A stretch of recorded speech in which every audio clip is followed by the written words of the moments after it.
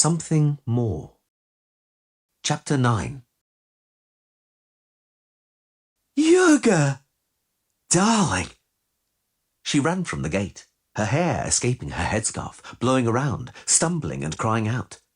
Jurga threw the halter to his servant, jumped down from the cart, ran to meet his wife, seized her around the waist, lifted her up and spun her, whirled her around. I'm home, my darling. I've returned. Jurga! I'm back. Hey, throw open the gates. The man of the house has returned. She was wet, smelling of soap suds. She had clearly been doing the laundry. He stood her on the ground, but she still did not release him and remained clinging, trembling, warm. Lead me inside. By the gods, you've returned. I couldn't sleep at night, Jurga. I couldn't sleep at night. I've returned. Oh, I've returned. And I've returned with riches. Do you see the cart? Hey, hurry, drive it in. Do you see the cart? I'm carrying enough goods to... Jurga, what are goods to me or a cart?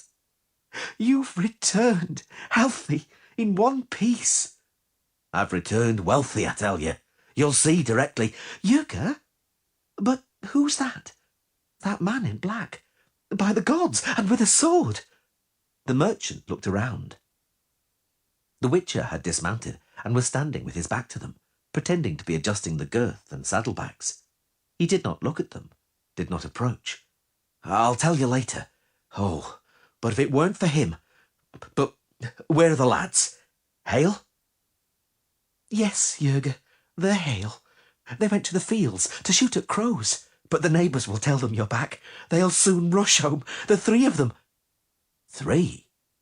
What do you mean, golden cheeks? Were you... No. But I must tell you something. You won't be cross. Me? With you? I've taken a lassie in, Jurga. I took her from the Druids.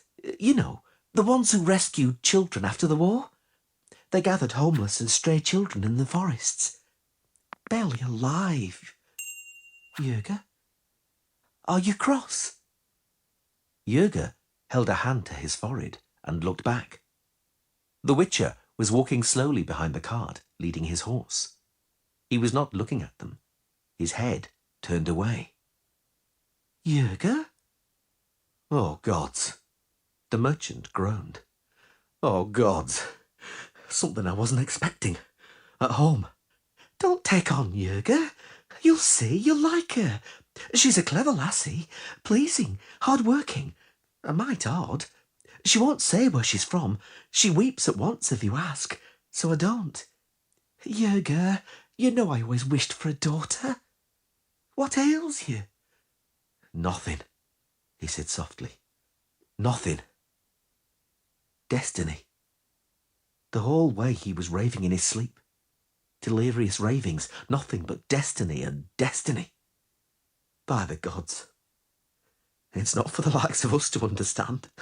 We can't mark what people like him think, what they dream about. It's not for us to understand. Dad! Nadbor, Sulik, how you've grown. A pair of young bulls. Well, come here to me. Look alive. He broke off, seeing a small, very slim, mousy-haired creature walking slowly behind the boys. The little girl looked at him, and he saw the huge eyes as green as spring grass, shining like 2 little stars. He saw the girl suddenly start, run. He heard her shrill, piercing cry. Geralt! The Witcher turned away from his horse with a swift, agile movement and ran to meet her. Jurga stared open-mouthed. He had never thought a man could move so quickly. They came together in the centre of the farmyard, the mousy-haired girl in a grey dress and the white-haired Witcher with a sword on his back, all dressed in black leather, gleaming with silver. The Witcher bounding softly, the girl trotting, the Witcher on his knees, the girl's thin hands around his neck, the mousy hair on his shoulders. Golden Cheeks shrieked softly. Jurga hugged his rosy-cheeked wife when she cried out softly, pulling her towards him without a word, and gathered up and hugged both boys. Geralt! the little girl repeated, clinging to the witch's chest. You found me. I knew you would. I always knew. I knew you'd find me. Ciri, said the witcher. Jurga could not see his face hidden among the mousy hair.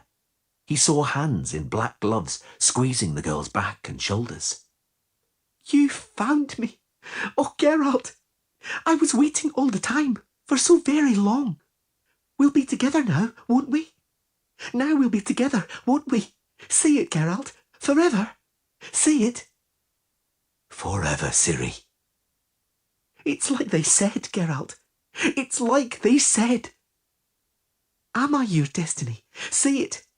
Am I your destiny? Jurga saw the witcher's eyes and was very astonished. He heard his wife's soft weeping, felt the trembling of her shoulders. He looked at the witcher and waited, tensed for his answer. He knew he would not understand it, but he waited for it, and heard it.